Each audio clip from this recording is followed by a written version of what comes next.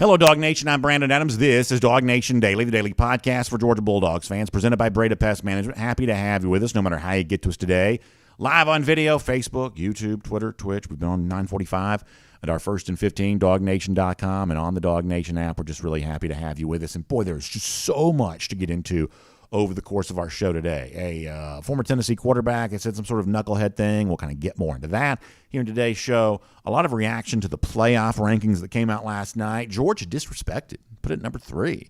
The Mighty Vols come in here at number 1 on Saturday. I think that's really fun. I think it's funny. And listen, I think overall it's on the one hand true that these first rankings don't mean a ton. There's certainly plenty of reason to understand why that's the case, but I do think they mean something, and we'll talk over the course of today's show about what they do mean, kind of a window into a thought process maybe. And I think there are some takeaways from this for Georgia fans, including one that may not have gotten its full proper consideration. We'll do that here over the course of our time. Mike Griffith is going to stop by. Mike, I think, is in Knoxville here, so he'll give us some of the sights and sounds there from Knoxville for Georgia, Tennessee on Saturday. We'll talk to him about the Nolan Smith injury and the need for Georgia to kind of bounce back after all of that. And we'll just get ready for a weekend around here that is as big as any has ever been. It is going to be an amazing experience. Georgia, Tennessee. I think it's safe to say, by virtue of rankings, the biggest game that's ever taken place in Sanford Stadium. By virtue of atmosphere, I don't think it's going to be rivaled by anything that's ever happened, no matter what those folks up in Tennessee seem to think about all of that. And the playoff rankings that come out last night, I think they only add a little more spice to it. So let's get into all of it right now. It is DawgNation Daily, the daily podcast for Georgia Bulldogs fans, presented by Breda Pest Management, and it begins right now. Today's episode of DawgNation Daily is brought to you by Breda Pest Management, the official pest control of UGA Athletics. Presented by DawgNation.com, this is DawgNation Daily, the daily podcast for Georgia Bulldogs fans. Here's your host, Brandon Adams. We already know that Saturday's the biggest game ever in Sanford Stadium. And if you want to add a little more spice to all of this, I think we have a chance to do that. And here's what I think is really cool. And I think at some point in time I'm going to do something sort of video related to this week, is that the fun thing about college football is that the coaches and the players are actually on the field responsible for the outcome. But there is no doubt that those of us who are fans, you who will be participating in the game as a fan, like, you do have a role in all of this. And we do know, Kirby Smart said this last year, and we talked about that earlier this week, that when Georgia played Arkansas last season, that Kirby Smart credited fans themselves for creating 10 points there that day, that the hostile environment that Arkansas found itself in made it easier for Georgia to block a punt, get a touchdown. And suddenly Georgia has this big lead, and they coast with a 37-0 win against an Arkansas team that was really pretty good. When the game is over, the head coach of Georgia, who is as business and sort of buttoned up and kind of like locked in as any coach can be, more than happy to say, hey, it wasn't just us that did this. It wasn't just me, the coach, the players on the field. The fans were a part of this too. The fans helped Georgia get an easy win that day. And if you think about that, that's kind of a cool thing, is that you're not just a spectator to all this, that you're actually a participant in what goes on. And I think the invitation to be a part of that Kirby Smart has so willingly extended, I just think that makes college football really fun. I think that in a roundabout way, it's one of the ways why we like the sport so much, that we're not just watching this, we are actively involved in it. And on Saturday, that gets to be true again. And by the way, as a way of motivating you to do what needs to be done on Saturday. For all of you who are paying $1,000 to be in the stadium, or somebody offered you $1,000, but you didn't want to relinquish those tickets. You wanted to be there and be a part of this. You wanted to kind of be in the center of it all on Saturday. Let me give you a little bit more motivation here for a moment to go out and do just that. Let me give you a little spice on all of this to kind of just sort of stir the pot a little bit more. Admittedly, I'm telegraphing my actions here. I am only giving this to you because it's red meat. I'm only giving this to you because I want to make you mad. I'm only giving this to you because I want to get you, just as frothing at the mouth as you can possibly be for what needs to happen on Saturday. And even if you're not going to be in the stadium, because let's face it, an audience the size of ours, most of you want, still, wherever you are, sitting on your couch, sitting in a bar somewhere, sitting on a back deck somewhere, wherever you are, I want to create the right level of emotion for you too, because you can send some good vibes in Georgia's direction. Not quite so sure scientifically how all that works, but somehow, some way, if all the sort of wavelength and the vibes from Georgia fans are all pointing the same direction, even those that are not in the stadium, hey, maybe that kind of works out a little bit too. I don't quite have the experimentation to prove that, but let's just assume that's true here for a moment. So with all of this in mind, with me, this is me actually, something I don't do a lot very much. I am actually trolling you right now. I am going to show you something for the sole purpose of making you mad in the hopes of getting the response I want to get from you. I don't troll my own audience. That's probably not a very good business plan over the course of the long haul. But today, I am letting you know right now, I am showing you this just to troll you because I want a response from you. Eric Ainge is a former Tennessee quarterback. Does a radio show there in Knoxville of like the former SEC quarterbacks who are working full-time in the media. He's about the only one I know of at all that's never kind of gotten a call up to the SEC network in any form or fashion, which probably tells you everything you need to know. But nonetheless, Eric Ainge on Twitter last night had some opinions to share about Georgia fans in light of what's going to happen on this particular Saturday. And much like, was it Brandon Council, the Auburn offensive lineman the other day, who was like, we're going to come in, we're going to dominate them from the start, we're going to be a SWAT team, or whatever it was that he said, and you were left to conclude, wait, did Kirby Smart pay this guy to say this about Auburn? Because it couldn't have worked out much better for Georgia had Council been on the Georgia staff. I think you're kind of left to wonder, wait, did Eric Ainge, did Kirby put him up to this? Because if you want to get Georgia fans absolutely at the fever pitch you need them to be at, what Eric Ainge says is perfect for that. You may have seen this by now, but let me read this tweet to you. Eric Ainge on Twitter saying, playing between the hedges is overrated. It's not that loud, and it's definitely not intimidating. It's nothing like playing in Neyland. Vols will be just fine in Athens. So that's Eric Ainge, former Tennessee quarterback, and clearly he's just saying this to get attention. We all understand that, but we're going to give him the attention. We're going to give him this attention. As I said before, I'm going to use his troll tweet to troll you because I want you to be even madder about going into Saturday. And even if you're not going to be in the stadium, I still want your vibes, with sort of a game face on type mentality. We're doing all of this for a very specific purpose here. I am trying to stir the pot as much as I possibly can because I want Sanford Stadium to be a house of horrors on Saturday. And if I have to go out and get an old-timey quarterback who, on Twitter saying, back in my day, we were actually beating Georgia, and the fans weren't very loud back then. If that's what it takes to get you where I need you to be, where you yourself want to be, then let's just use everything we have at our disposal to be able to get that done. Because that's what this kind of reminds me of, is what I sort of alluded to there a moment ago. Like, we just know this is objectively true. Tennessee fans have been checked out for a good number of years. You can look at the attendance at Neyland Stadium for a long time. And listen, honestly, if Georgia was as bad as Tennessee has been for as many different failed and disgraced former coaches as they've had, if that was the case, there'd probably be some Georgia fans that would check out too. I'm not saying that Tennessee was uniquely particular in the fact that some of their fans kind of went hunting on fall Saturdays as opposed to going to college football games. I'm not saying they're the only ones who have responded that way, but a good number of Tennessee fans for a long time had kind of checked out on their program. And I think that you see a little bit of a like a logical fallacy here, or just sort of a factual error here on the part of Tennessee fans.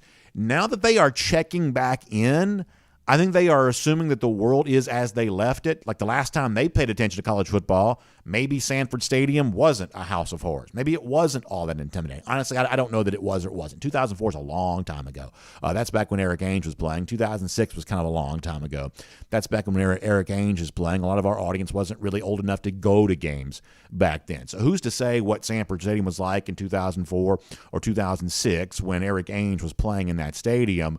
But I know what it's like in 2021, and I've seen what it's been like so far in 2022, and I've seen what it's been like so far in the Kirby Smart era. In fact, the record of wins and losses for Georgia at home over the course of the last several years, I think, do a pretty good job of telling the tale of what Sanford Stadium is right now, what playing between the hedges is like right now. So maybe Eric Ainge is right. I'm not willing to stipulate one way or another if he is or isn't.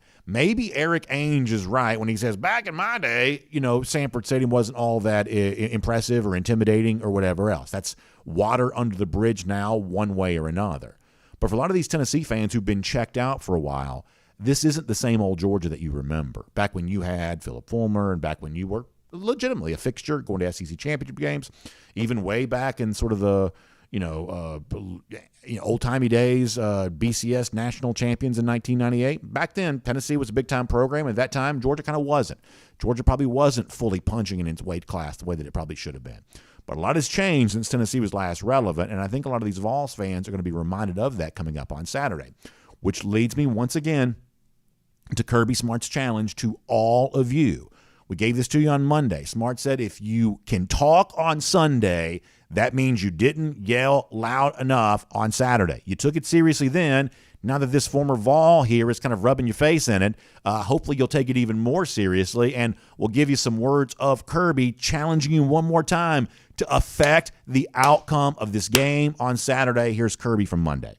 Our guys are excited and looking forward to a top matchup in Sanford Stadium. I know our fan base will be loud and proud. I want to challenge our fan base to be, everybody talks about the Notre Dame game, but we want it to be louder than that. We want them to be there earlier than that. We had some great matchups last year here at home, and I thought they really affected the game each time we had a big matchup. So we'll need them again and need them to be ready to go. He needs you again. You gave it to him last year. You gave it to him a couple of weeks ago against the Auburn game. He gave you credit for that. And now he needs you again. And knucklehead former Vol quarterback says you're not capable of doing it. Knucklehead Vol quarterback says you don't want to do it, that you don't want it bad enough, that Sanford Stadium between the hedges can only dream of being as impactful of a stadium as what Neyland Stadium is. That's where real college football gets played. What is Tennessee's record at home over the course of these last few years? Doesn't matter. Facts aren't a part of this discussion. Eric Ainge says, Neyland Stadium is where things are intimidating. That's where you're scared to play. How has Georgia done at Neyland Stadium over the course of the last however many trips? The only thing at Neyland Stadium that seems to intimidate Georgia is the cow pasture they call a football field. That's the only thing that seems to intimidate Georgia about playing at Neyland Stadium. But nonetheless, facts aren't a part of this discussion. Eric Ainge, who, if you're old enough, you may remember a long time ago playing at Tennessee, he says, there's nothing to worry about playing between the hedges. Tennessee's not scared at all. To me, that's a direct challenge to you as a Georgia fan to give them something to be scared of, to create the kind of atmosphere on Saturday that shows just how tough a place to play Sanford Stadium has been in recent years. Yeah, it's a pretty campus, and yeah, it's a fun tailgate, and yeah, the downtown is unprecedented, and a lot of things about Knoxville are kind of a dump, including the goalpost they dumped into the river the other day. Yeah, that may all be true, that all they really have is this erector set of a stadium that they have, and Athens got a lot more going for it. But that doesn't mean the atmosphere can't be hostile. And on Saturday, I think Eric Ainge is going to find out how wrong he already knows that he is.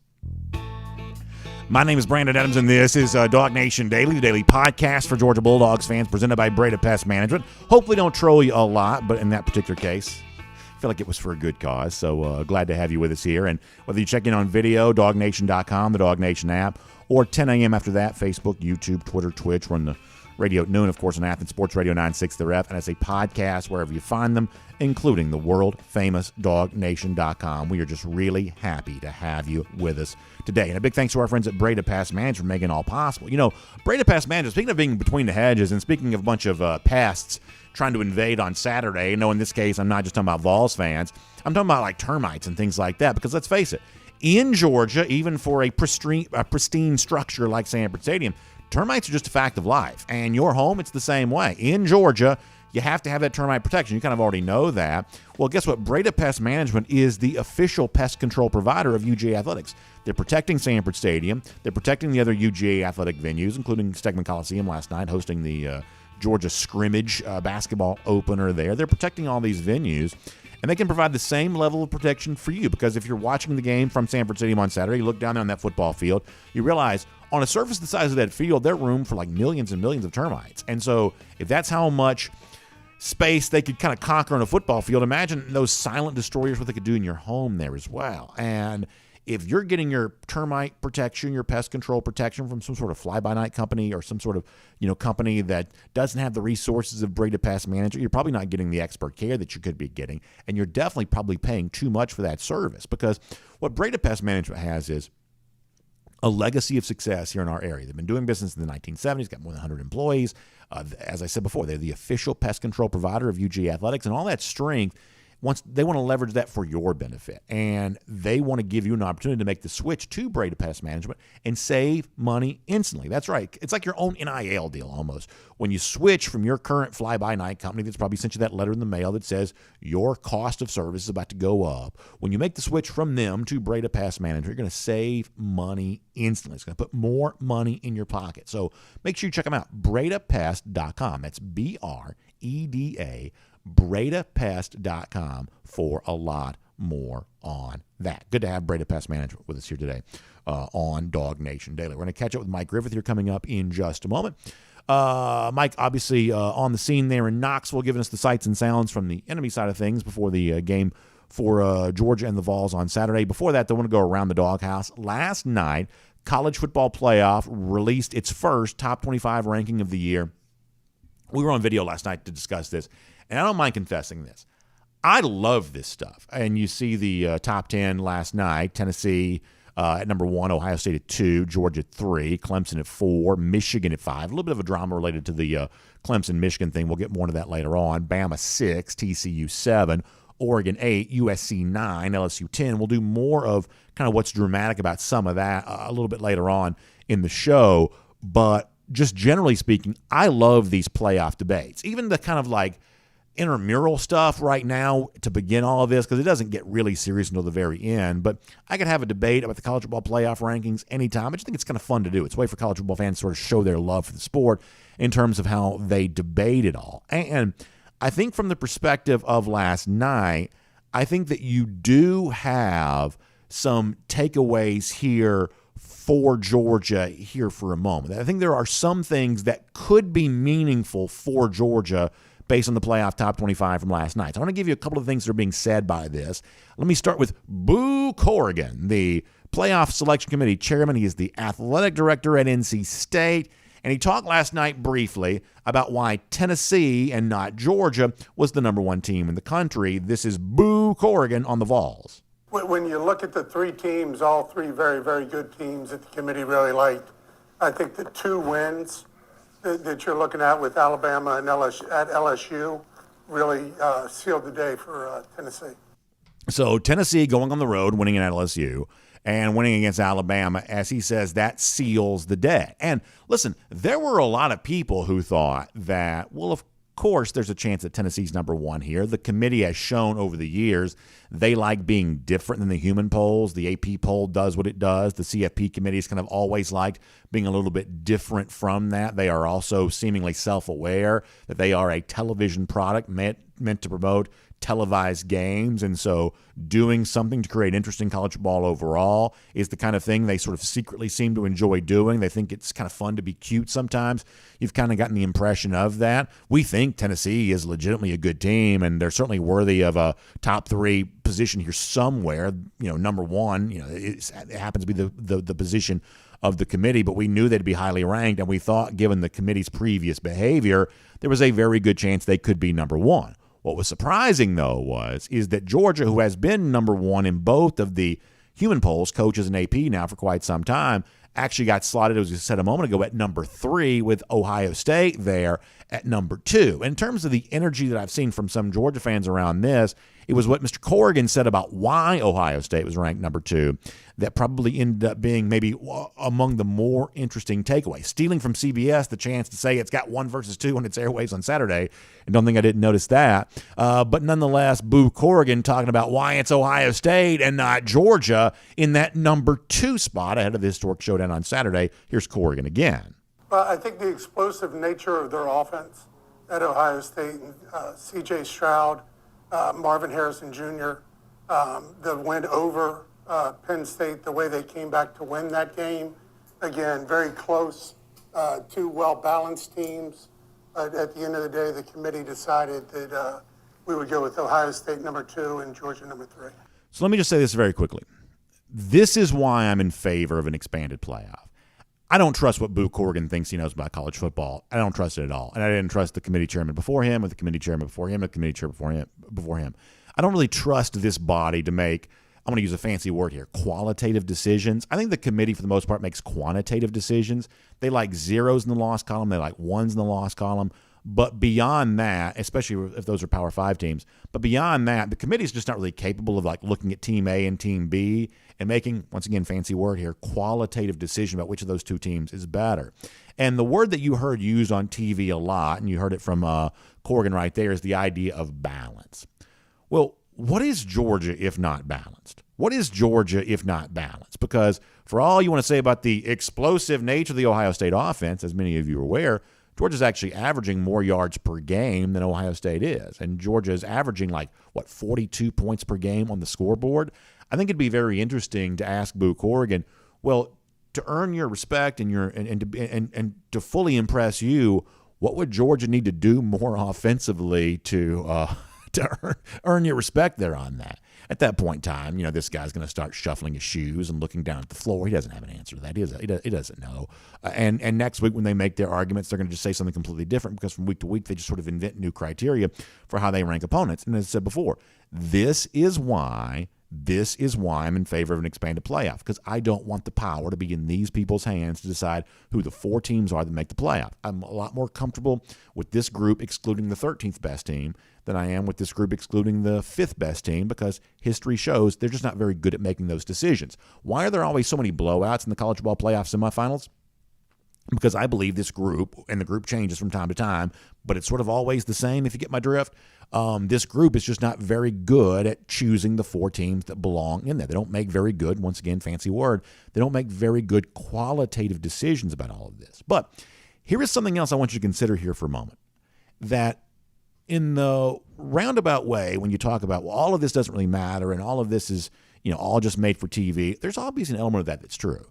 But consider this year, why this year is sort of different than previous years, and why this year some of this thought process, some of this discussion is going to be more important than normal. Because this year, unlike a lot of years, it's not just who makes the playoff. It's also where you are seated in the playoff. This happens to be one of those years in which one of the semifinal games is in Atlanta at Mercedes-Benz Stadium. And the other playoff game this year is the Fiesta Bowl out in Arizona. And the national championship game is in Los Angeles.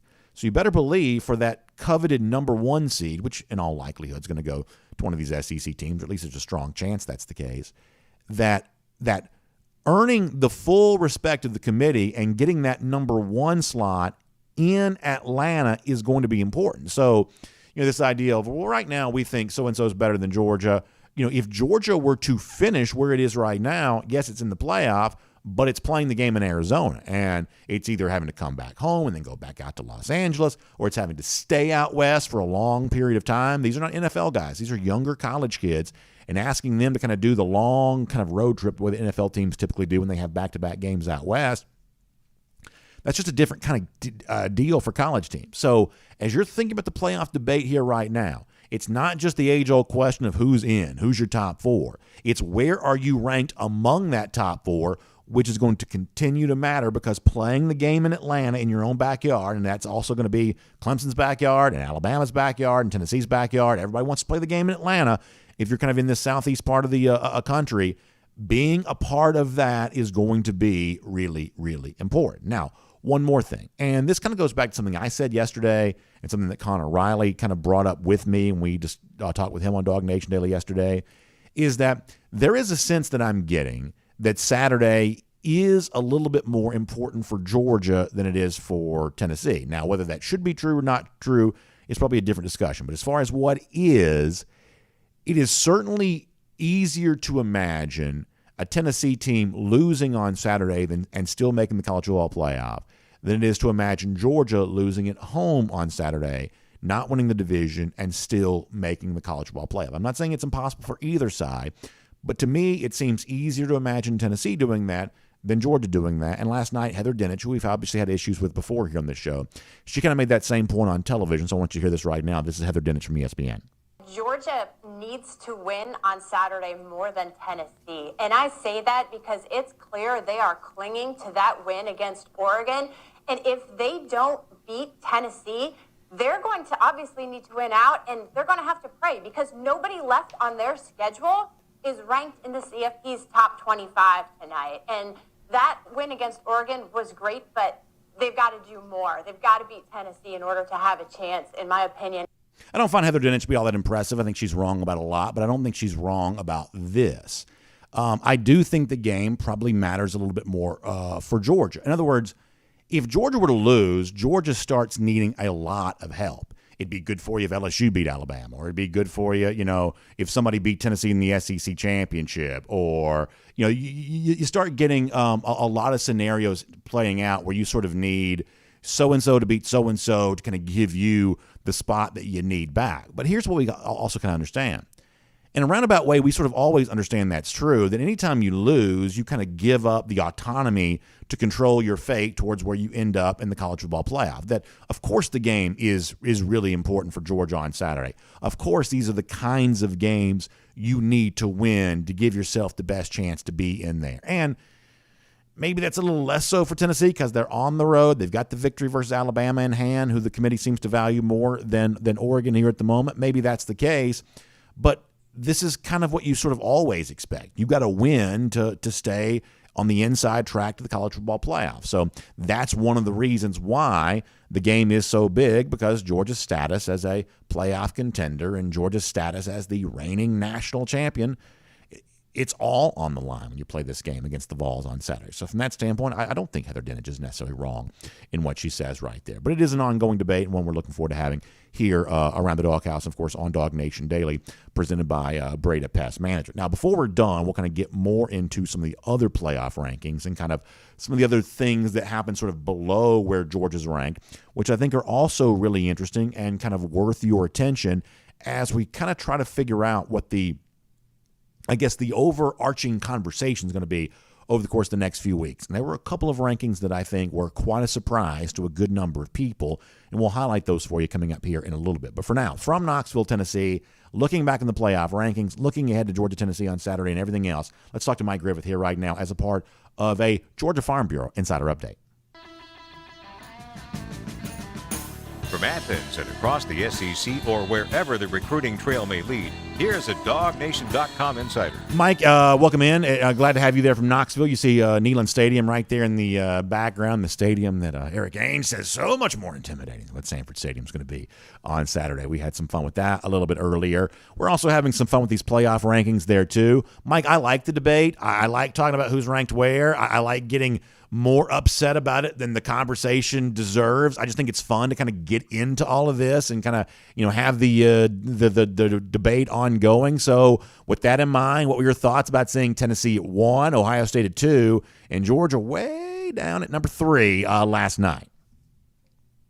Well, BA, I was on the conference call last night, and I asked Boo Corrigan about the head-to-head matchup between Georgia and Florida and Tennessee and Florida. And Georgia beat Florida by a much wider margin at 42-20 recently on a neutral site field than Tennessee did at home, 38-33. So that's the argument for Georgia, is that there's one common opponent, and I would argue that Georgia won more impressively than Tennessee did.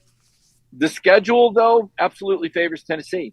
They won in Baton Rouge, and Georgia fans know that's not an easy place to win, albeit this is not a Joe Burrow-led team, but still they pounded an LSU team that beat Ole Miss, which by transitive properties puts LSU among the top 12, and they beat Alabama in the regular season. Again, it could have gone either way in that stadium behind me. You can talk about the officiating and talk about one team missing a field goal, another one has one blocked, and it goes through. They won just barely.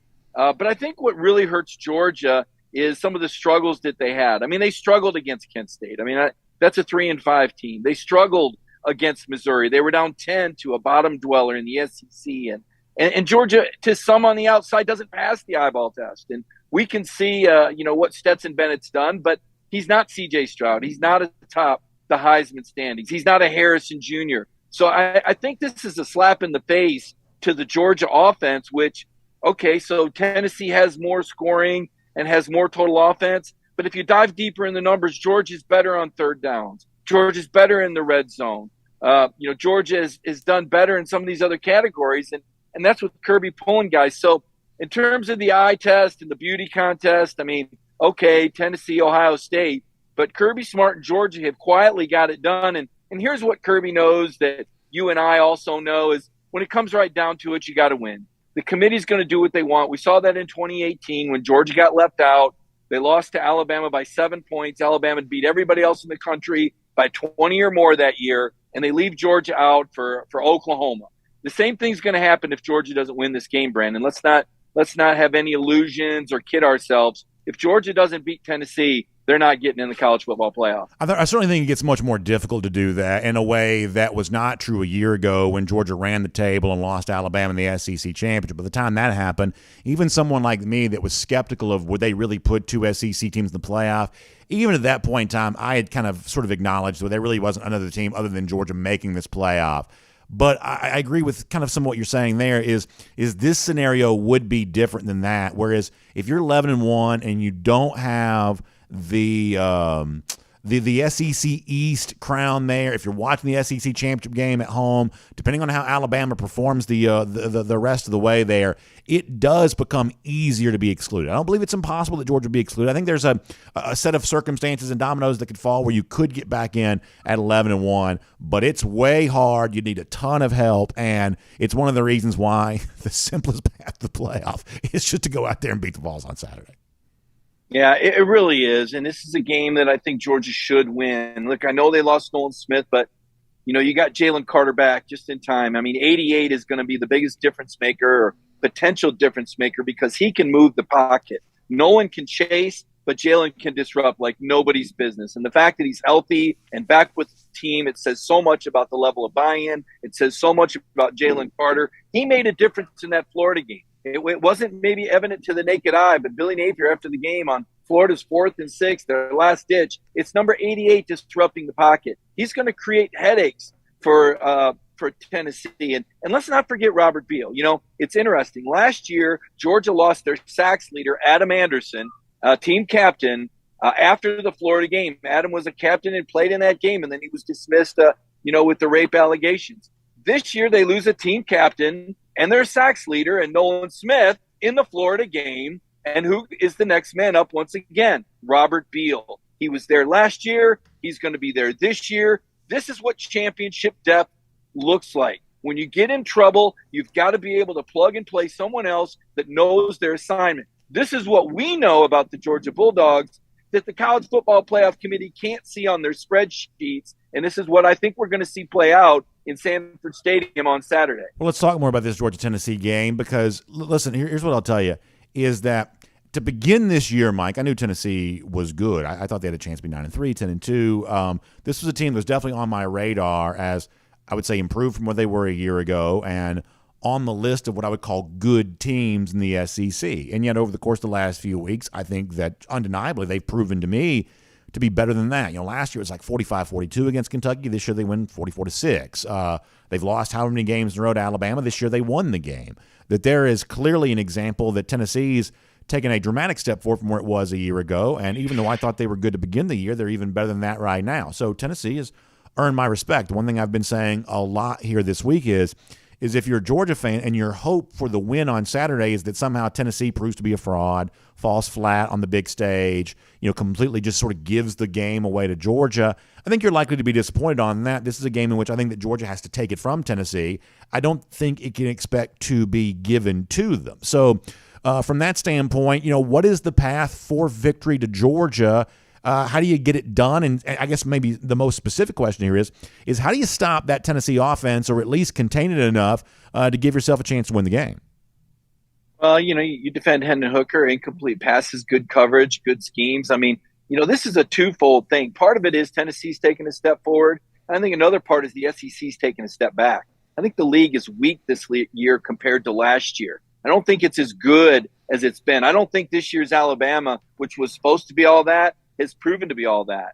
I think their transfers washed out. They don't have the receivers that they did last year. I don't think we're seeing, linebacker play from Will Anderson. He's not having the effect So the Alabama team they beat was a watered-down version of what we thought they were going to be. The LSU team they beat is a watered-down version of what we're used to against LSU. Remember, that LSU team trailed at Auburn 17-0 halfway through the second quarter. Remember, Tennessee was held to 21 points in regulation by a Pitt team that lost to Georgia Tech. So I'm not going to get carried away with Tennessee and their fast break offense. They've run over some teams that, quite frankly, are down. Kentucky, lost at home to South Carolina. Still, 44-6 is impressive. I don't know what's going on in Mark Stoops' clubhouse. Maybe it's basketball season and they're too busy checking the basketball box scores. But that's not the sort of Kentucky that we've seen in past years. So I think the SEC's down. I think Tennessee's taken a step up. And I think Georgia can handle Tennessee, provided they don't turn the ball over and Stetson makes the plays that he needs to make and Georgia controls the line of scrimmage. I think this is a Georgia victory. Yeah, and I think that while it may be true that I don't think Alabama is as good as they were a year ago. Now, listen, being worse than they were last year could still be good enough this year. There's at least a possibility that's the case. While it's true that I think Alabama's a step back from where they've been, I don't think it's obvious that Georgia is, though. And listen, we may find out on Saturday that it is. I think right now what Georgia is unproven. Georgia has a huge win against a top 10 Oregon team, and a lot of other games you're kind of left to wonder what this really means. But I am still on guard for the possibility that, yeah, you know what? This Georgia team is every bit as good, if not better than the team was a year ago. They're scoring more points per game this year than the team did last year. Defensively, they're not getting after quarterbacks yet the way they did a year ago, but there's still some time to do that. And Saturday would be a pretty good time to start, by the way. And we had Brad Nesser from CBS on the show last week, and he said he thought that this Georgia team might be better than one was a year ago. So I think for the Tennessee folks who are sort of hoping there's this obvious regression from the Georgia team that beat them up last season, I don't know that Georgia cooperates with that narrative. Maybe they do. I've been saying all week long, Mike, as a fan, which I am optimistic yet uncertain. I don't know how any of this plays out on Saturday or anything beyond that. But I think this Georgia team has given me reason this year to be optimistic, and I take that optimism with me on Saturday.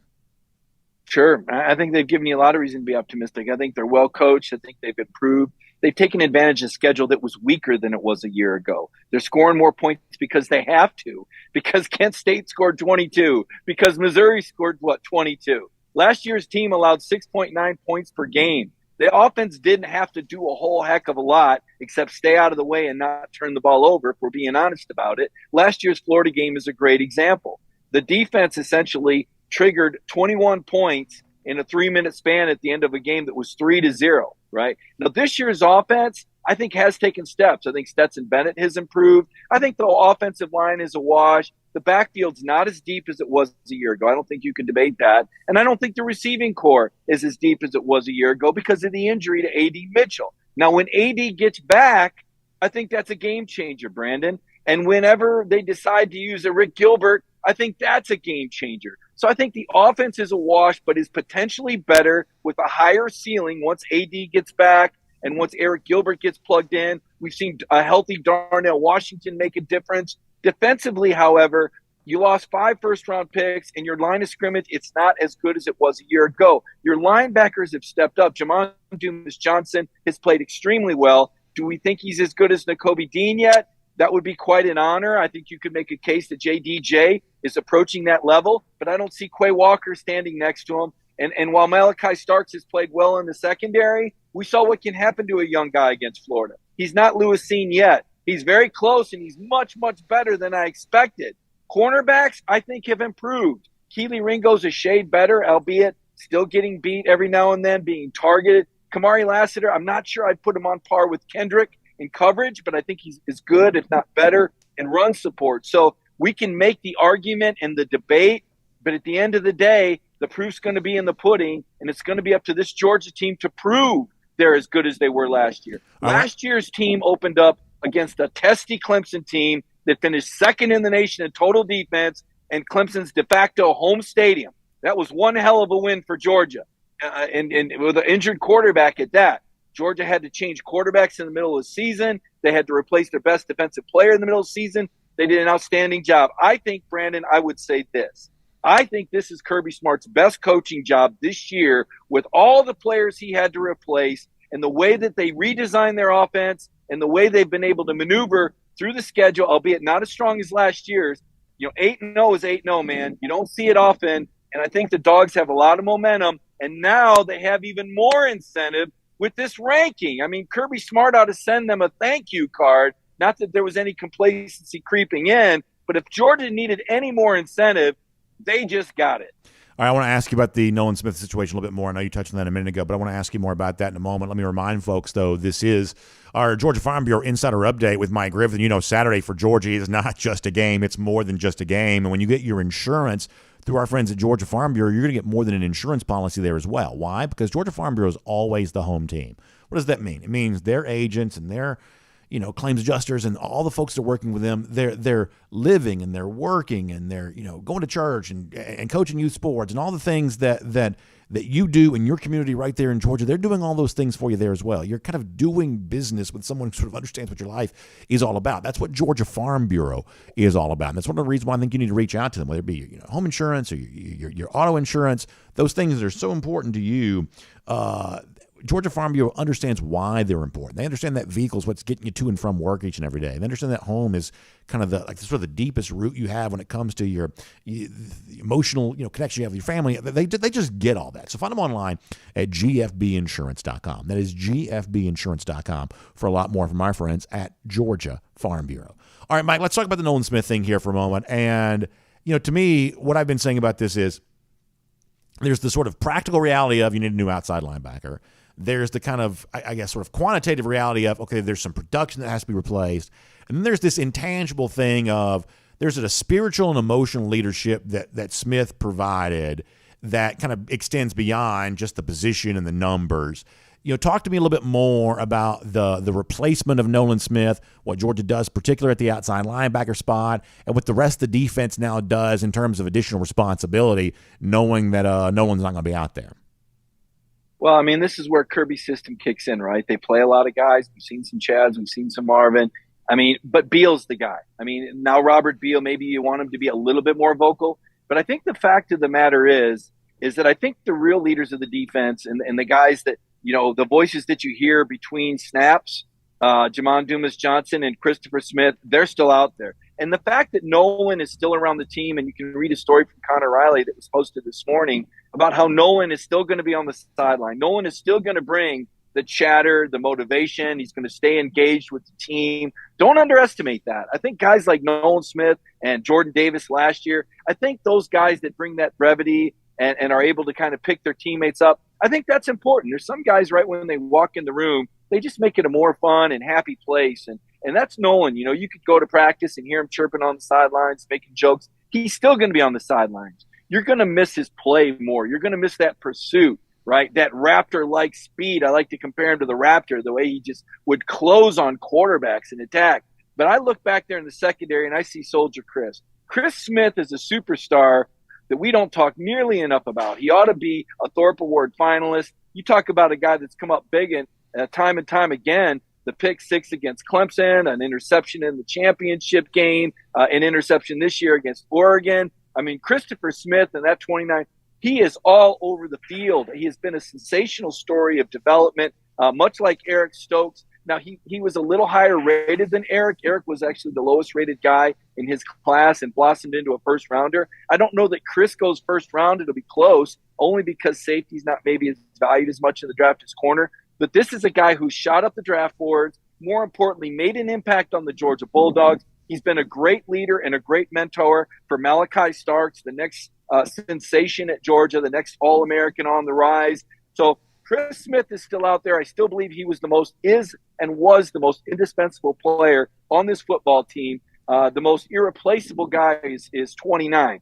Jamon Dumas-Johnson is quickly closing on that numbers 2 spot. I saw number 10 last year knocking people silly. And my only question was, does he have the same sort of quickness to go sideline to sideline as Nakobe? Not many people do. That's why Nakobe won a Butt Kiss Award.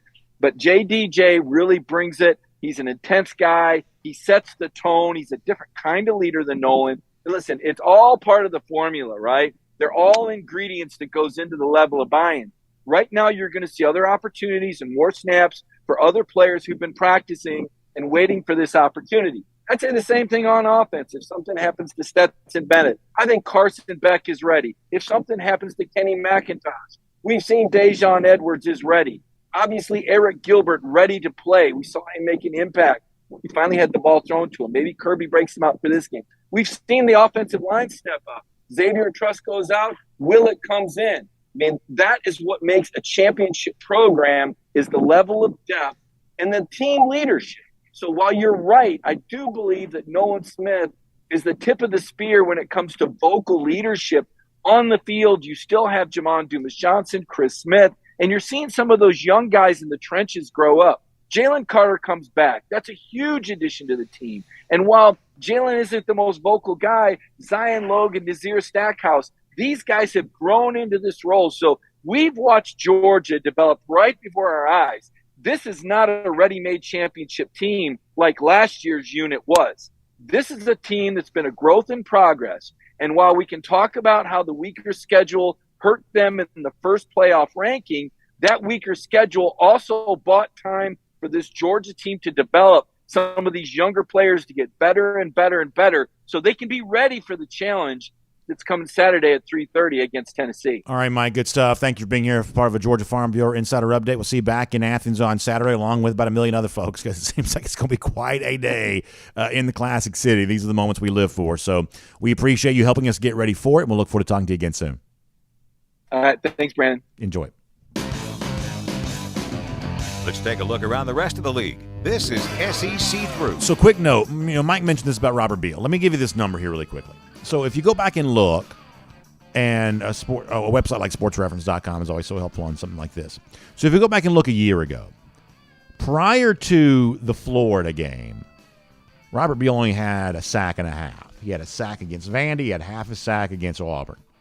Well, on the other side of the Florida game, that's when Adam Anderson stepped away from this team. Beal has a sack against Tennessee, a sack against Charleston Southern, a sack against Georgia Tech, a sack against Michigan in the college football playoff, a sack against Alabama in the national championship game. Finished with his team's individual lead in the sack total with 6.5 on the year, and 5 of those came on the other side of the halfway point of the season once Adam Anderson stepped away from this team. Beal stepped up for you a year ago. Now, why did that happen? And I guess technically, how did all that come to be? I don't quite know. Obviously, playing with other good players made it a lot easier. And this year, things are a little bit different with the overall component makeup of this Georgia defense. But Beal stepped up for you last year. He did, and being on the field more gives him a chance to maybe do that again. You got to have it from somewhere, and maybe he's one of those guys that can provide that. All right, let's go cruise around the SEC courtesy of Royal Caribbean. I'll tell you this: as excited as I am about what's going to happen Saturday and then the weeks after that, leading to a go for 2 and 22 type season for UGA.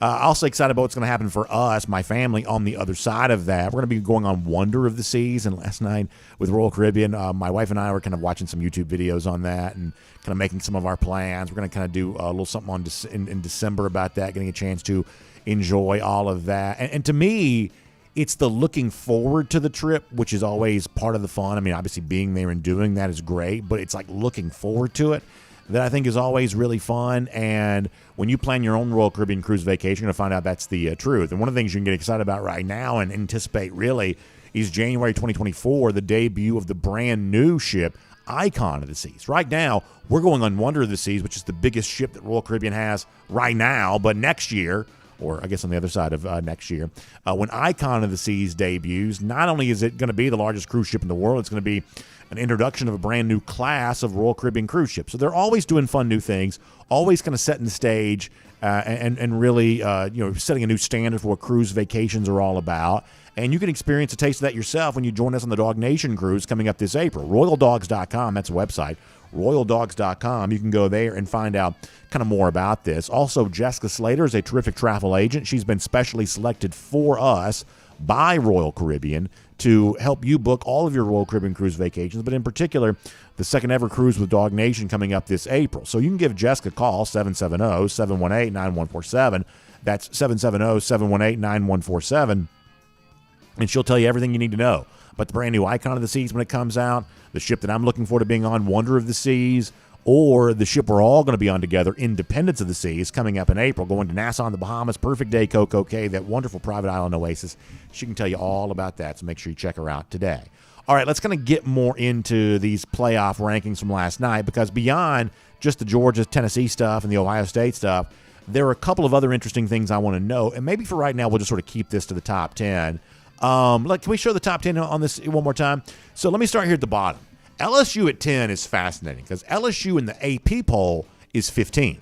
So if you're looking for an example of the committee either wanting to or being willing to, whichever, I guess, point of view you profess on this, they are fine with being way different than the human polls. This is an LSU team that's lost twice, by the way.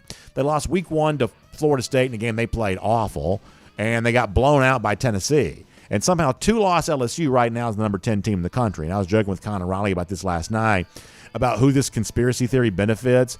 Is this a justification for having Tennessee at 1, or knowing that you've got top 10 matchup now, which is kind of funny with the stroke of a pen. ESPN can create a top 10 matchup for itself. Top 10 matchup coming up on Saturday against Alabama. To me, putting LSU at 10 is a pro-Bama move, and I'm saying this sort of half kiddingly, half seriously, in that if you really want Alabama to stay alive for the playoff, what better way to do that than beating a so-called top 10 opponent, even that opponent's already lost twice? Right now, Alabama doesn't really have a win that argues for it very well, but LSU, because they're currently ranked at 10th, could kind of change that. And if you kind of want to keep, whether it's conspiratorial or if you're just skeptical, maybe the better word here is skeptical. If you're skeptical of LSU at 10, I think you've got every right to be skeptical of USC at 9 there as well. Some of y'all don't care about the Pac-12, which you have every right not to. But for those of you that do kind of follow the big picture story in college football, give me in one sentence why USC should be ranked ahead of UCLA. Honestly, what is the argument for USC over their in-city rival UCLA? Not quite so sure there is one.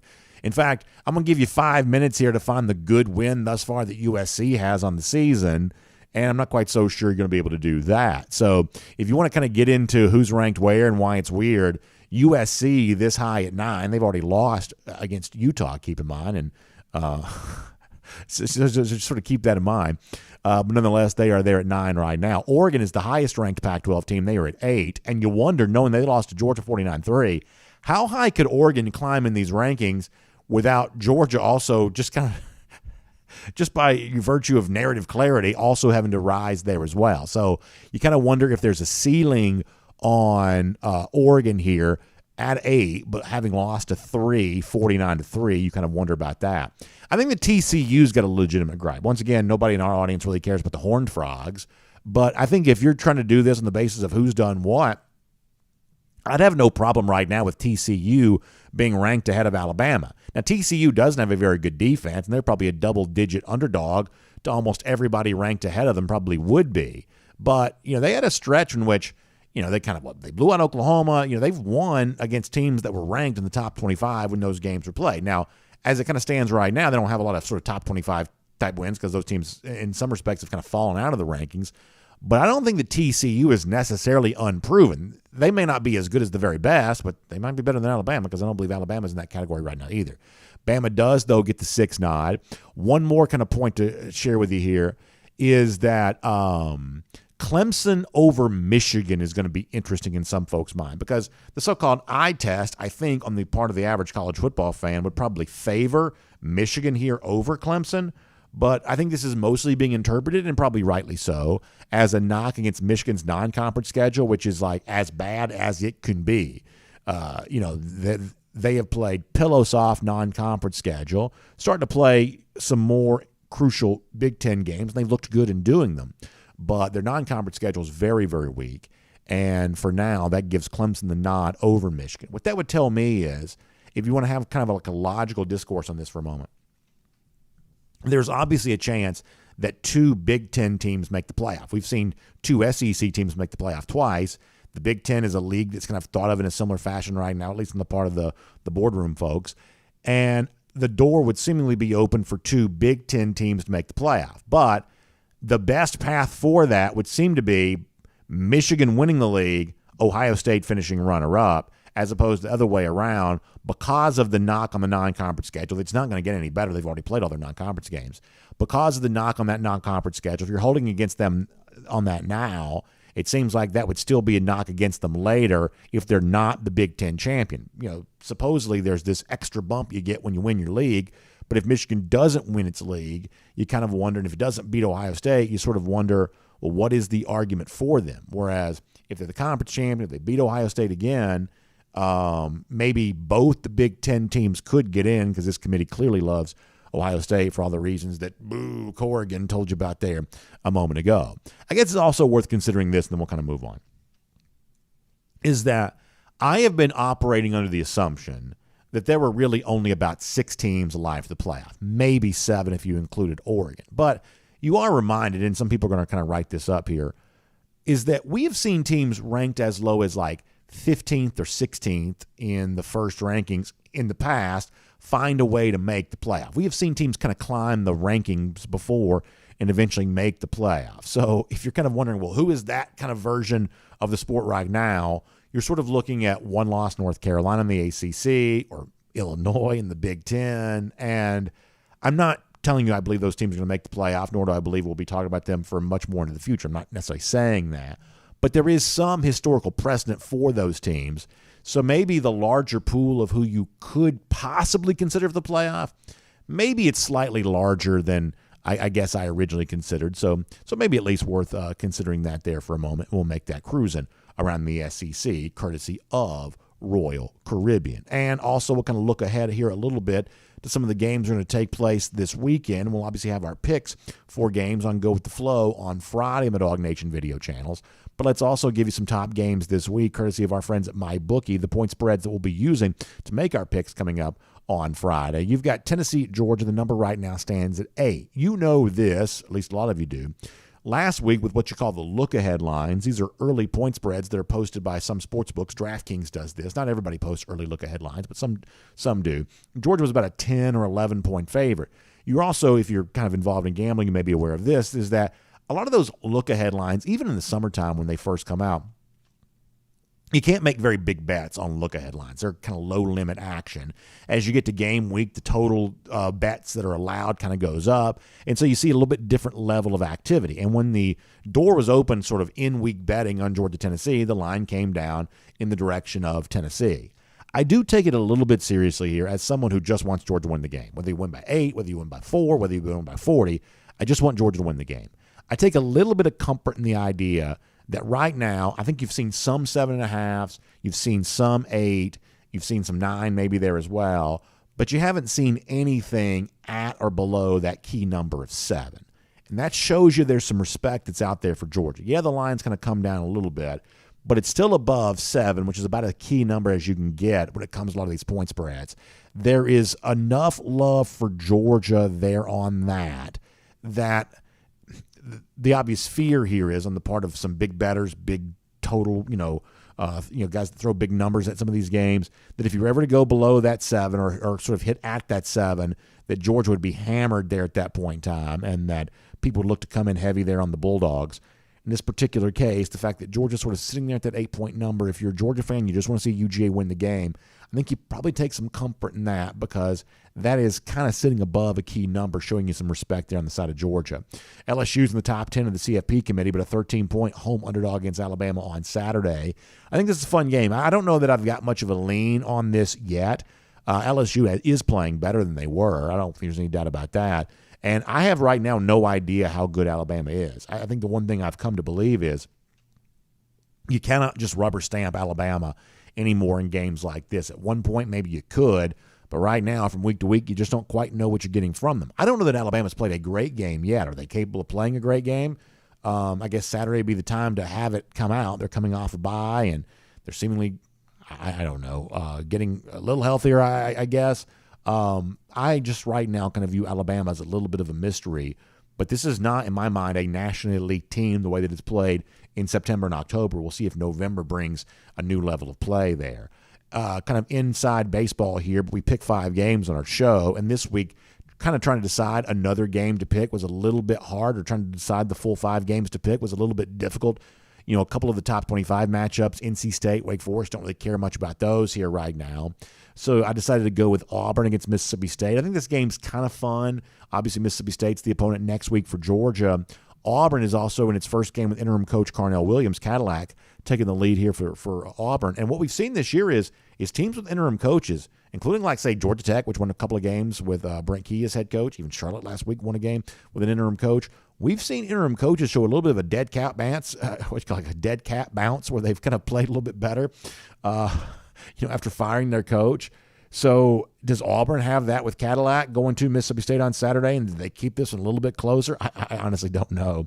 But I did want to kind of include this game because I thought it was at least a little bit of an oddity with the interim coach against the opponent for Georgia there next week. And then kind of outside the SEC, you got Texas against Kansas State there on Saturday. Texas got a big game looming with TCU. A lot of folks kind of think, sort of half kidding and half serious, that Texas is the best 3-loss team in the country here right now. So if you're curious about what TCU's playoff fate is going to be, watching a Texas team play this week against Kansas State is a precursor to what's going to happen when the Longhorns and the Horned Frogs. That might be kind of fun. And then keep your eye on this. Clemson going to Notre Dame on Saturday. This is the second time in a small handful of weeks where you've seen Clemson, top 4 by the committee, playoff pedigree for a number of years. But boy, a narrow favorite against a team that most people don't think is very good. We've seen Notre Dame this year lose to Marshall. We've seen them be non-competitive, already this season. I don't think they were very competitive in the game against Ohio State. Buckeyes didn't cover, but Notre Dame didn't do much either.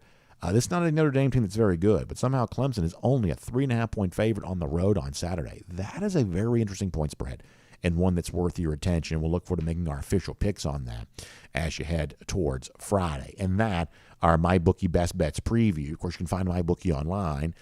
Just use the internet to find it for you. Just sort of type MyBookie in your browser. They'll get you where you need to go. And then once you get to MyBookie, use the promo code DawgNation. And when you do so, you're going to get a big deposit bonus up to $1,000. You put in $500, our friends at MyBookie will give you an additional $500 right there in your account, and you're literally a winner before you win your first bet. And after that, you simply play, you win, you get paid. It is winning season right now at MyBookie, but you can find them online. Use the promo code DawgNation to take advantage of all that comes your way with that big deposit bonus. MyBookie online, promo code DawgNation. Best of luck, and great to have MyBookie with us here each week as always. By the way, speaking of Friday, looking ahead to the weekend, this weekend one we're looking ahead to more so than many. And of course, we're also thinking about our big finish coming up on Friday, where we enjoy all the folks who are enjoying the Finish Long Drink and being back in Jacksonville this past weekend. A lot of folks had the Finish Long Drink flowing.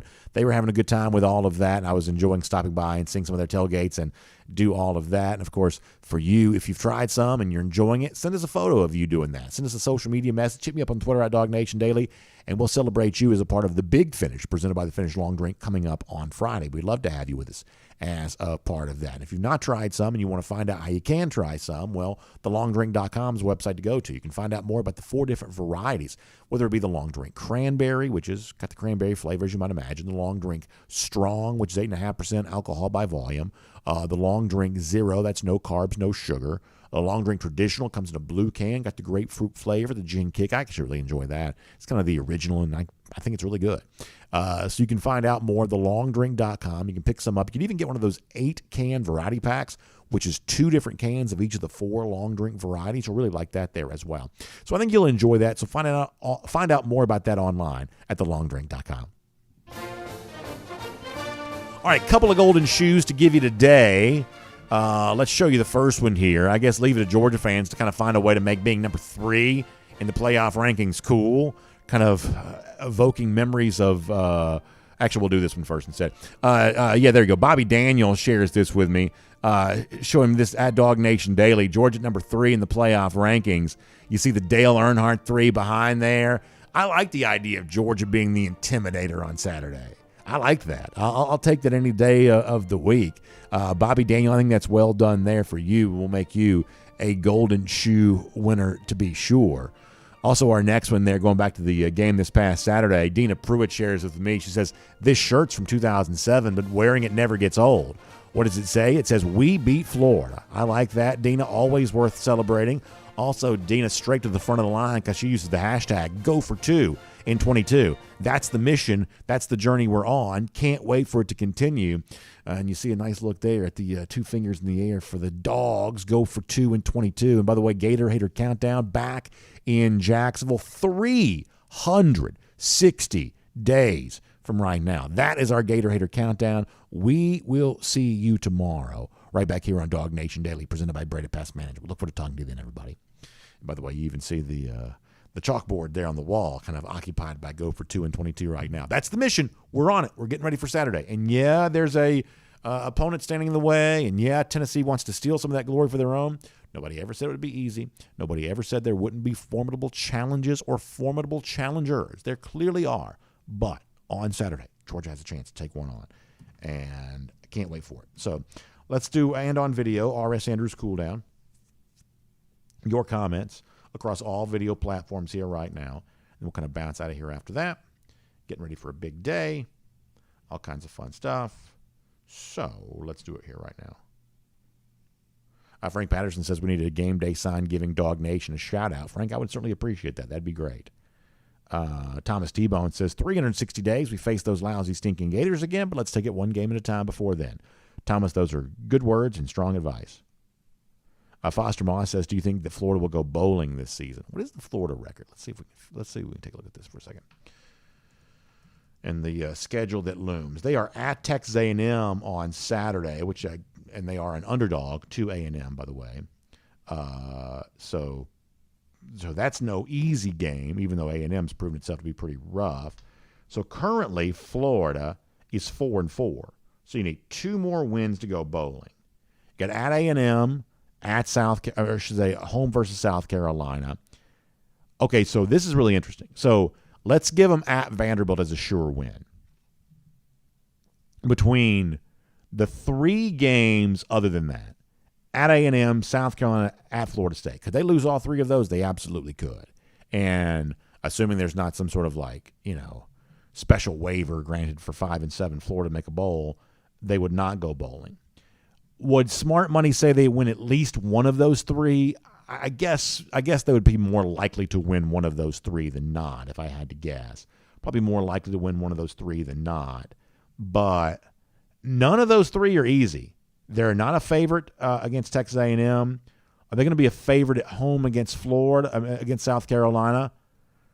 They might be a favorite at home against South Carolina. And on the road at Florida State, they're definitely not favored in that game. So odds are they probably win one of those, but you're bringing up a really good point. None of them are givens, other than the Vanderbilt game maybe. But beyond that, none of them are givens. Let's see what else.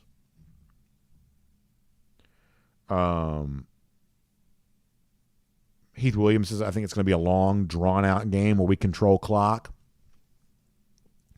And I would say to an extent that's probably true. Obviously, Georgia does want to sustain drives, but I also believe that not just for Georgia, but for college football in particular, it is not as simple anymore as saying, hey, we want to control the clock and keep the Tennessee offense off the field. Because you look at Tennessee from a scoring standpoint, a time of possession standpoint, some people have kind of talked about this week, is that their time of possession is nothing, but their score, they don't need a lot of time to score points. So if Georgia were to have the mindset of, well, we're just going to control the clock and keep the Tennessee offense on the field. You can't keep them off the field forever. And when they do have the football, even in a brief period of time, they've kind of shown you the ability to score. That's just the way that goes. So if you're Georgia, you got to try to find a way to do both. You have to have, I thought it was and we may even get into this, I thought it was very interesting that Georgia the other day in kind of a social media message, kind of promoting the game, boom, offensive line, center stage, right there on that graphic. That's pretty clearly an indication of what Georgia thinks is important for this game. So dominating up front is what Georgia wants to do. They know that matters. But you can't completely sort of forego explosive plays while you do that. You have to have both. You have to be sustained attack on the ground, churning out those rushing yards, but you also have to have the explosive plays to go along with that. I do not believe that Georgia can win this game 24-21 or 21-17 or, even 27-26. I think that Georgia has to get to the 30s to win this game. You'll pretty much hear me say this every time Georgia plays a big game against a team, especially like Tennessee or Alabama or Ohio State. Georgia's goal here is 30-something to 20-something. That's kind of how you look to win games like this. You got to get into the 30s, and you got to keep them below 30. That is just the recipe for all these big games. And it takes some explosives to get to the 30s. It probably takes something, aggressive to get to the 30s. And I think that you got to get there, and you got to keep Tennessee below there, which is not to say that Georgia couldn't win 45, 42 or something like that. But in a game where there's that many plays, think about the Tennessee-Alabama game. Like, well, why wouldn't you want to play and the way that Alabama played against Tennessee? Why wouldn't you want to do that? Because when you create that many opportunities in a game, you're introducing like variance into the outcome. In other words, if you've got 100 total points being scored, well, all of a sudden now anything can happen. And you put yourself kind of at the mercy of something crazy happening late. And by the way, for Alabama, something crazy did happen late. You put yourself at the mercy of something crazy happening late. But if you can take full advantage, maximize your efficiency, offense and defense, I think you're kind of eliminating the possibility that crazy stuff happens. Now, some people say, and there are a lot of smart people who say this, well, when you reduce the number of plays, all of a sudden you're maximizing the value of each individual play. And I guess, people smarter than me seem to say that, and they probably have, some basis in truth on that. But we've also got a pretty long track record of Georgia under Kirby Smart that there is a certain kind of game control that Georgia asserts where they find a way to get to their 30-something.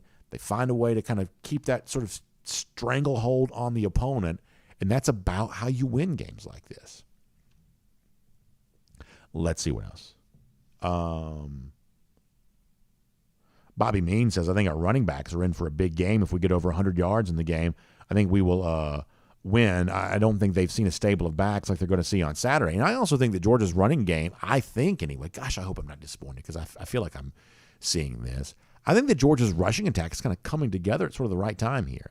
Do the actual numbers back that up? Because that's what my eyes sort of tell me. Let's see what else. By the way, good to see Cassie Turner in here, keeping some of these Tennessee fans in their place. Appreciate Cassie doing that. Stillman Mullen says, do you think that Marvin Jr. can fill Nolan's spot? So Kirby did talk about Marvin Jones Jr. yesterday. I believe Connor Riley asked him about that. I know Connor said he was going to. I don't think that Marvin Jones is quite there yet. I think you're thinking more about guys who've been here a little longer. Certainly Robert Beal, probably Chaz Chambliss. I don't have any indication that Marvin Jones Jr. doesn't have a very bright future at Georgia, but I don't quite think he's like next in line right now. He's going to probably play more because of this. Connor said yesterday he thought that a guy like, if you're thinking about the true freshman ranks, a guy like Jalen Walker might be more in position than Marvin Jones. I don't know if that's true. I don't have reason to disbelieve Connor necessarily, but that was a little bit of a surprise for me to hear that.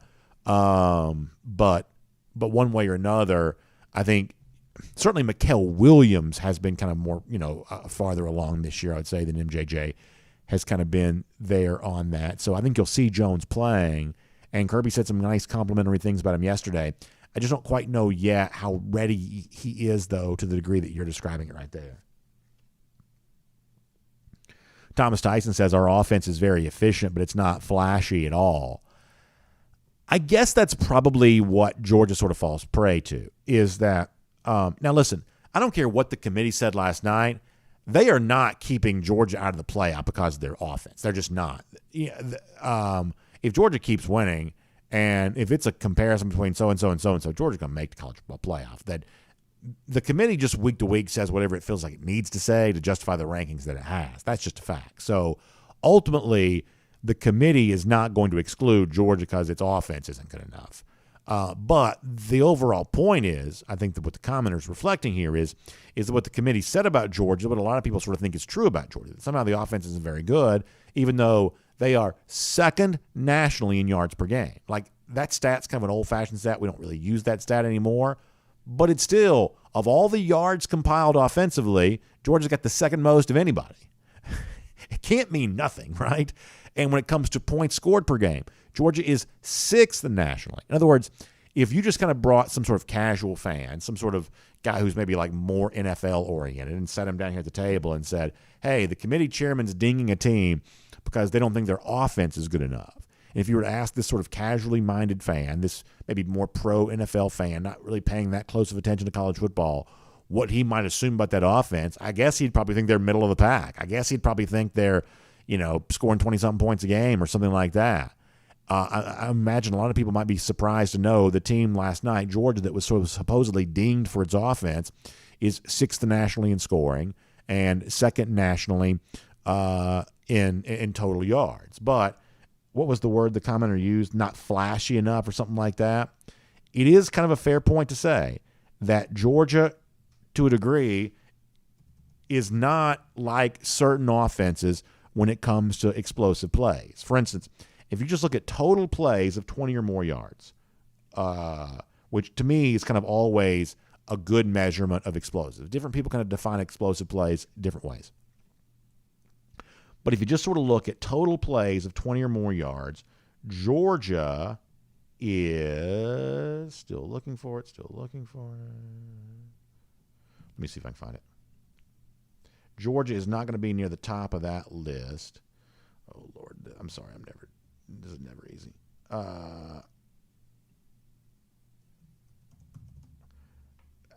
Actually, Georgia's not too bad. Georgia's tied for 9th. I thought they were going to be lower than that. So this is interesting. So this is actually really interesting. This is not what I expected to see. This is why I'm glad we do this. So the Ohio State offense is so much more explosive than Georgia. Georgia has 54 plays this season of 20 or more yards. Ohio State's got 56. They have 2 more. So, I mean, this really is a fair question. Like, I mean, everybody sort of thinks Ohio State has a way better offense than Georgia. Like, legitimately, tangibly, why do you think it's better, those who do? Because honestly, I actually thought that Georgia had far fewer plays of 20 or more yards than this. But Georgia's got 54. It's tied for 9th. Ohio State's got 56. That's 2 more. So if you look at scoring, Ohio State does score more points. They score 48.9. Georgia scores 41.8. So is 1 touchdown per game the differentiator here? That somehow Georgia is terrible in offense because they're scoring 1 touchdown per game fewer than Ohio State is scoring. And they've had, over the course of the season, 2 fewer plays of 20 or more yards. Not 2 per game, 2 for the entirety of the season. And they've actually averaged more yards per game than Ohio State has. As I said before, if you actually watch these games, what you see from Ohio State, they've benefited from a few short fields offensively thus far this year. So, like, I don't deny. I think Ohio State's good. Like, I'm not here to tell you that Ohio State's total paper tiger. I think they're probably inflated somewhat. But I'm not. It's not my point to say Ohio State's terrible. That's not what I'm saying. If Georgia played Ohio State tomorrow, Ohio State would probably be about a point and a half, 2-point favorite. They'd be smaller than a field goal, but certainly favored against Georgia if I had to guess. So clearly Ohio State is a respectable team, and clearly Ohio State is really good on offense. I mean, good on offense forever. I mean, their wide receiver situation in particular. I mean, it's like, Jackson Smith-Njigba hasn't hardly played, and yet, like, Marvin Harrison's kid's best receiver in the country maybe. So, I mean, I'm not here to, like, sort of throw dirt on Ohio State, but I don't know what the statistical case is for Ohio State being better than Georgia offensively. I'm not quite so sure, like, what the actual argument is. Well, yeah, Michael says, our producer, that C.J. Stroud's a Heisman. So I am willing to totally stipulate C.J. Stroud's a better quarterback than Stetson Bennett is. I am willing to stipulate that fact. I think that Bennett's gotten the job done for Georgia. I think that Stroud is not just a Heisman. He's probably maybe even be the number 1 overall pick. I think he's a really good player.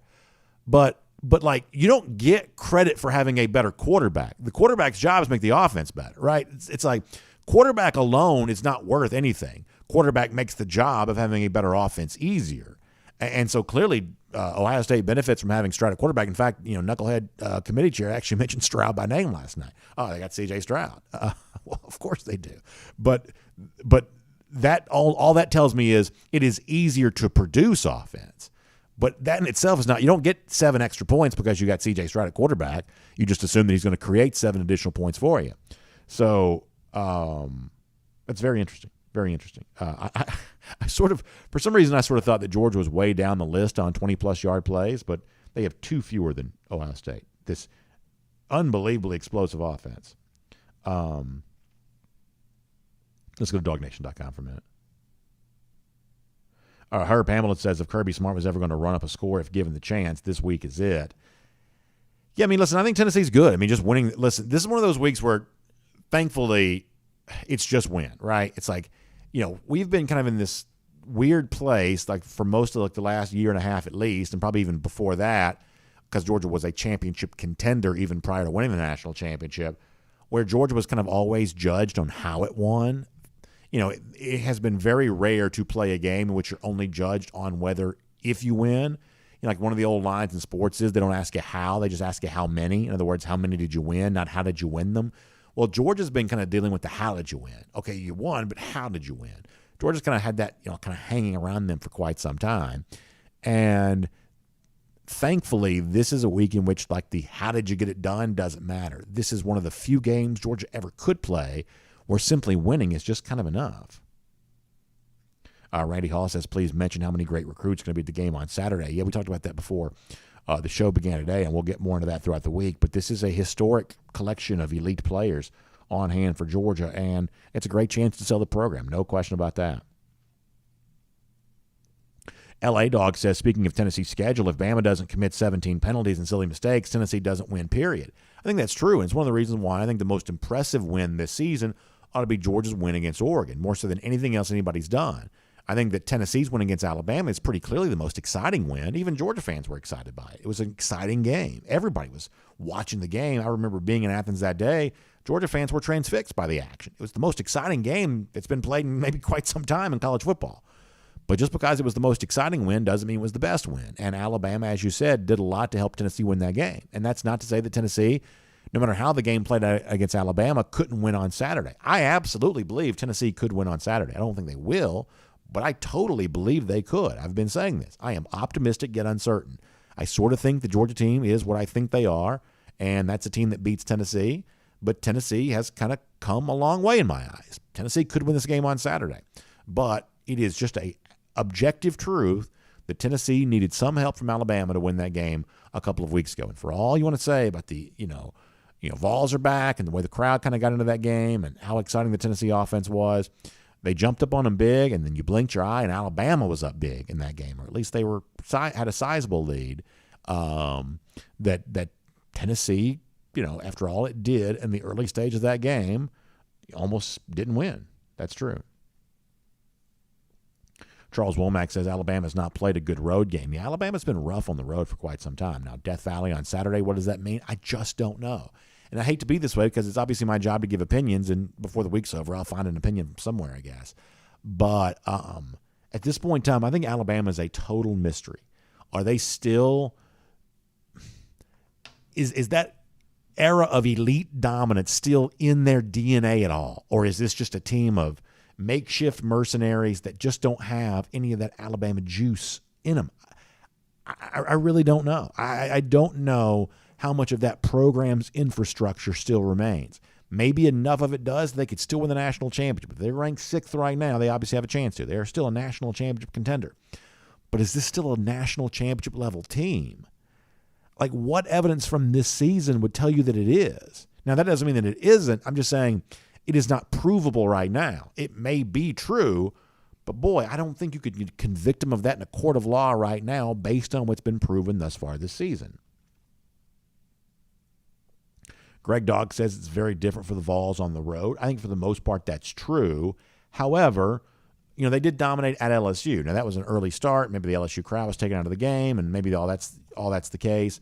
But the biggest difference between Tennessee this year and Tennessee previous years is they're playing much better at home. Last year they had a losing record against the spread at home, despite the fact they were kind of an improved team over the Jeremy Pruitt era.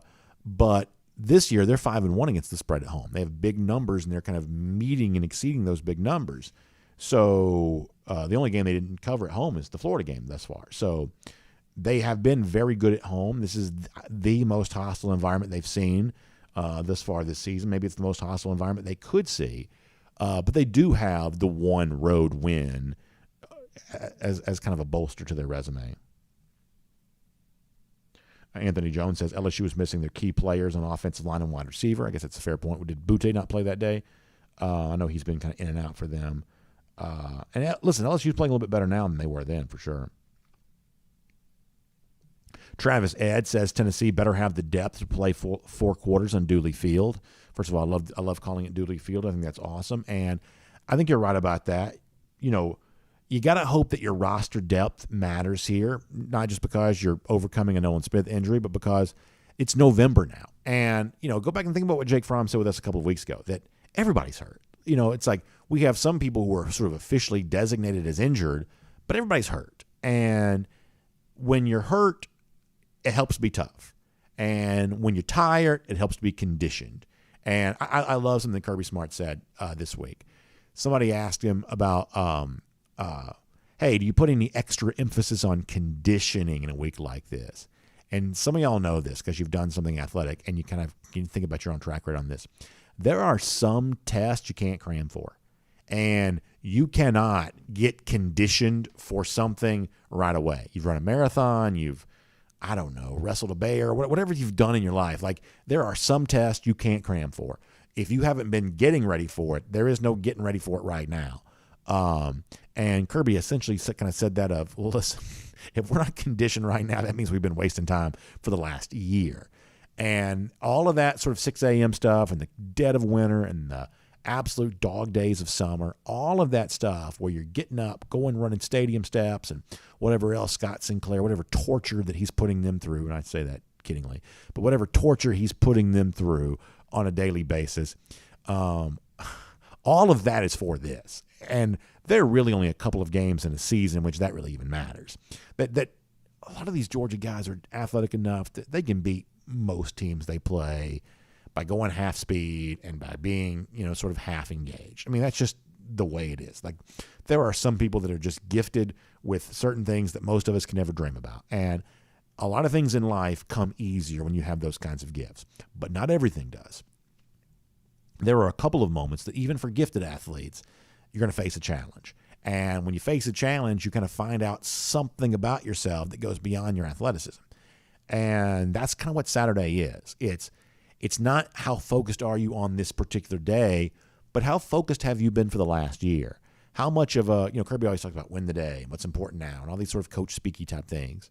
Like, you sort of find out on a first Saturday in November how much that kind of stuff really has mattered on the previous days all before that. When the media's not there, when the fans are not there, when all it is, and you're not doing it for the gram, when you're just in the weight room, as Hulk Hogan used to say, hanging and banging, when you're just in there, just getting it done, far from the watchful eye of anyone. This is one of those days on Saturday we could kind of find out what all that's been like over the course of these last few months. And I think it's what makes football fun. It is. It's why I believe men are better for having gone through football. I think that football is sort of a differentiator of men, and I think Saturday's a day for that. Let's see what else.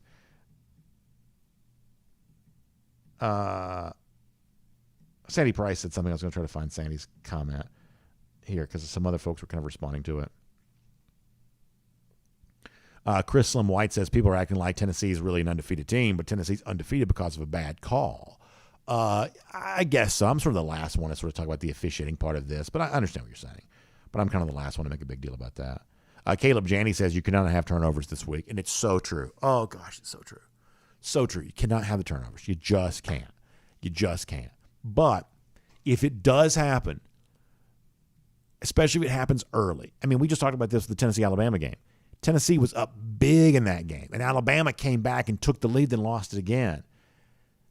Try not to lose heart, try not to lose hope, try not to lose whatever. I mean, even if you're watching on TV, try to keep the good vibes going. I don't know that good vibes mean anything and can be measured, but on Saturday, I sort of want all the help that I can get.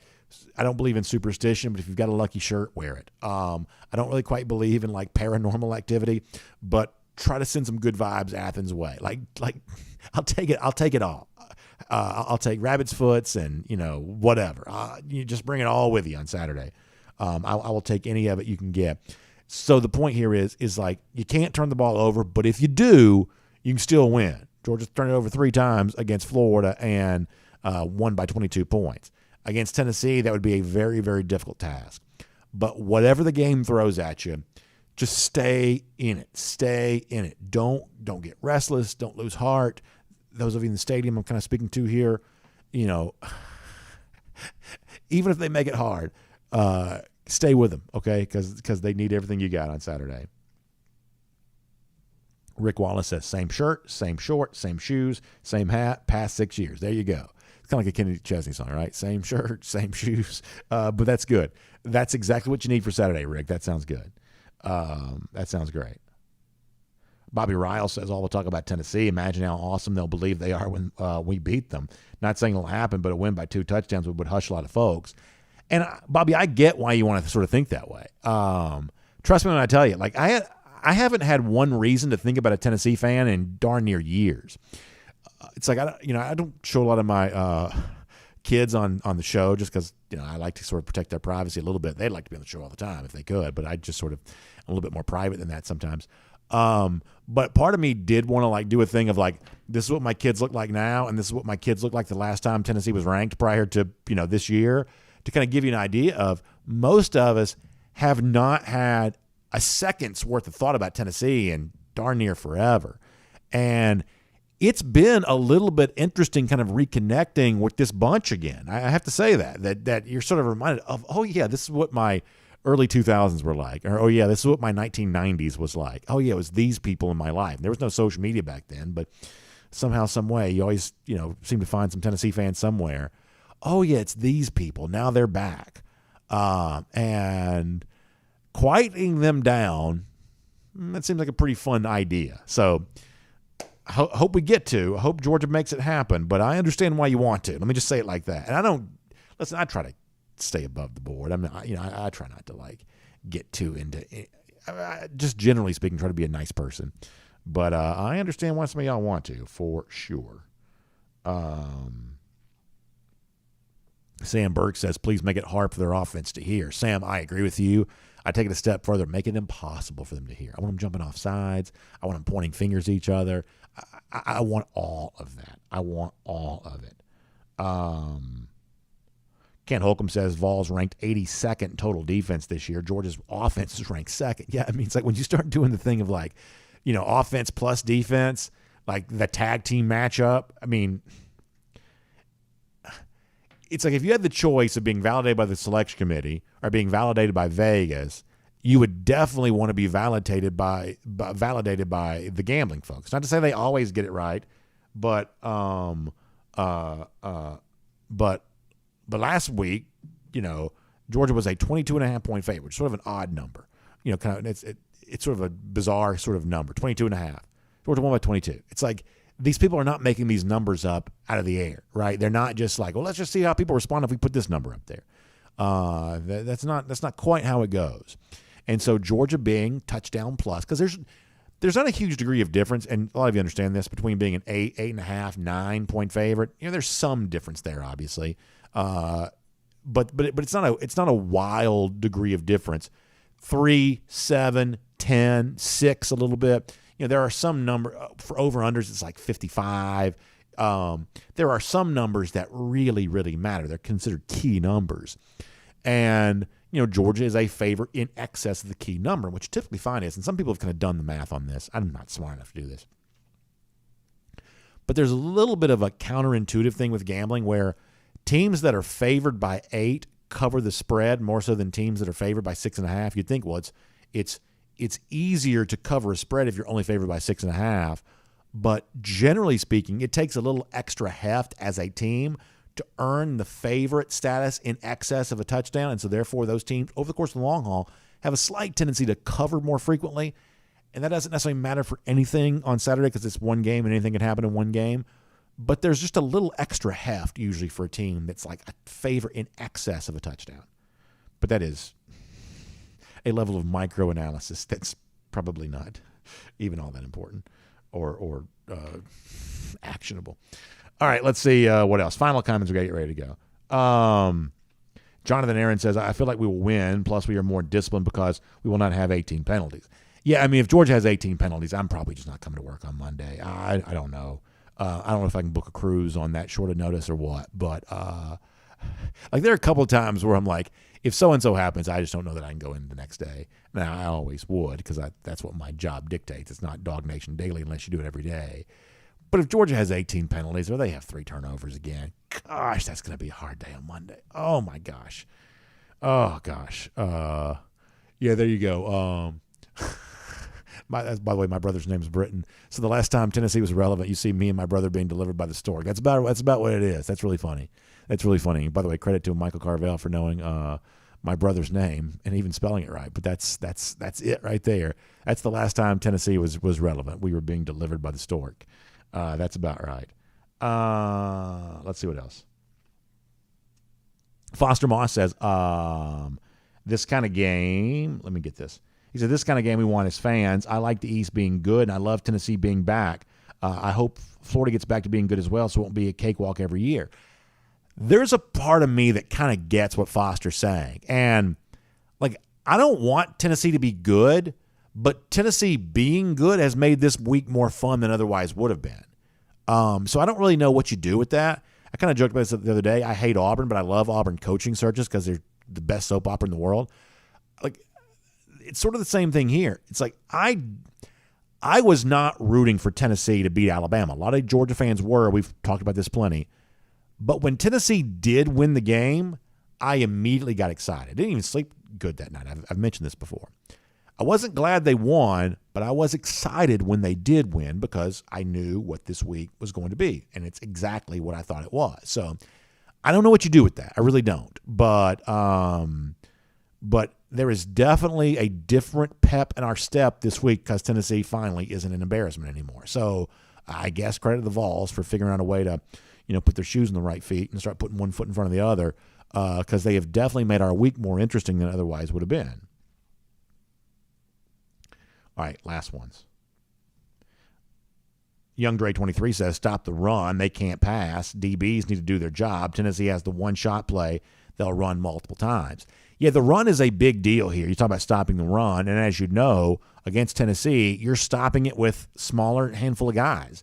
You're not creeping safeties to the line of scrimmage. You're asking your guys to be tough up front to win that battle. And Tennessee has made teams pay. The comparison that one of our viewers gave the other day, which has stuck with me, was 2017 Oklahoma. That's what Oklahoma is really good at doing, is if you threw everything you had towards their pass, if you played pass defense with a bunch of guys, they would make Anderson and Sermon, the two running backs they had. Sermon was from Georgia. The two running backs they had would really punish you for doing so. And in the first half of the Rose Bowl, Georgia almost got knocked out of the game because of it. We spent all that time. This is the infancy of our show, very, very early in the history of our show, especially being on video. But we spent all that time leading up to that game. And the thing I kept saying is, I know Baker's the Heisman Trophy winner. This Oklahoma running game is what worries me. It's their ability to run the football. You're so worried about them throwing the football, and you're throwing, because really that's about the only way to really handle a big-time passing attack. You have to throw bodies at it. You can either come after the quarterback or you can either drop back in coverage. But you're playing bodies. You're putting bodies in action against the pass. And when you're throwing a bunch of bodies towards the passing game, there's just fewer manpower, less manpower to deal with the rushing attack. It's just football 101.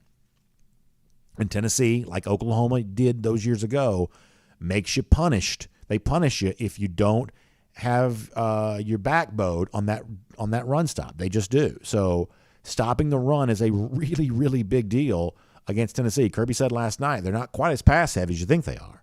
And I think that's true. I really do. Now, you can't have Jalen Hyatt be 25 yards open the way that he is seemingly against everybody. And I still don't quite understand why he's so open all the daggum time.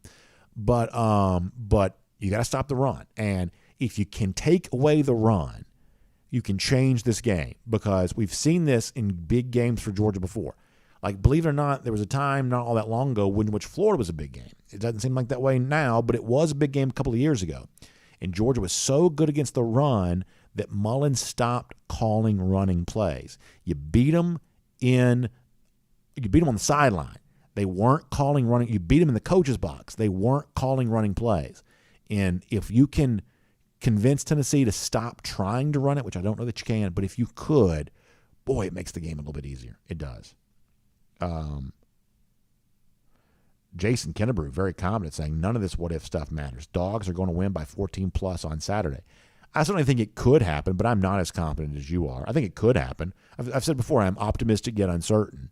I would not be bowled over if Georgia won by 2 touchdowns, but I am not going to slam my fist down to the table and say, I know for a fact that's what's going to occur. I think that Georgia will probably win. I do. And I think they're going to be tested in doing so. All right, we got to go. On DawgNation.com, then Facebook one more time, then we're done. Mike Gagne says defense still wins championships. I absolutely believe that it does. Now, you've got to have good offense, too. You know, in the past, Georgia has had defense without enough offense, and now they got both. And that's why they won the national championship. It is literally why they won the national championship. If Georgia's offense was worse last year, they wouldn't have won the national title. Everybody knows if the defense had been worse, they might not have. But if the offense had been worse, they might not have won the national title, probably would not have. It's being good at both that really matters for UGA. I think you're absolutely right about that. And then finally here on Facebook, Braden Harbuck also stepping in to say that he's not worried about Tennessee.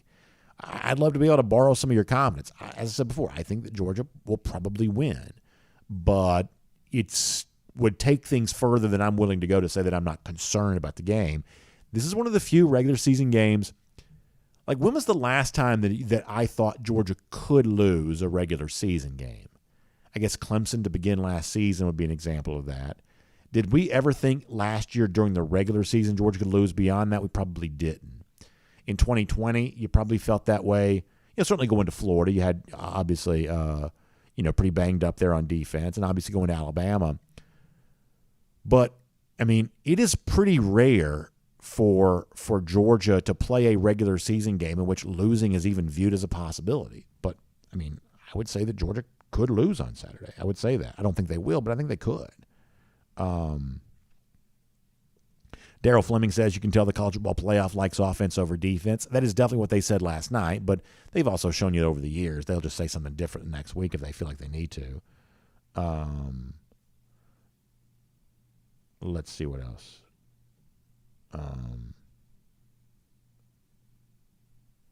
Chris Slim White says that he thinks that Robert Beal may be a better guy in pass and pass rush.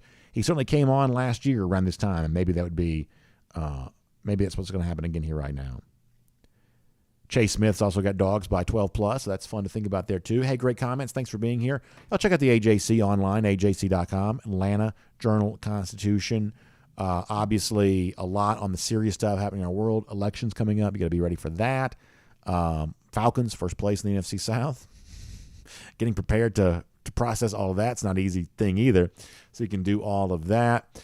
And anything else happening around our city, in our state, AJC's got it for you. Atlanta Journal-Constitution online, ajc.com. Also, big thanks to R.S. Andrews online, rsandrews.com for your air conditioning, heating, plumbing, and electric needs. Electrical issue, R.S. Andrews got you covered on that.